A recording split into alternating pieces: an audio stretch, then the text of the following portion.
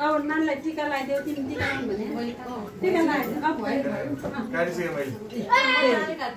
काटिसके मजाले आज happy birthday गर्ने आज छोरी उहाँ हेर हो नानीलाई ह्यापी बर्थडे गरेको नि हो त्यहाँ केक हेर्नु न हो केक छ नि त्यहाँ मामा भाटमा जानु छ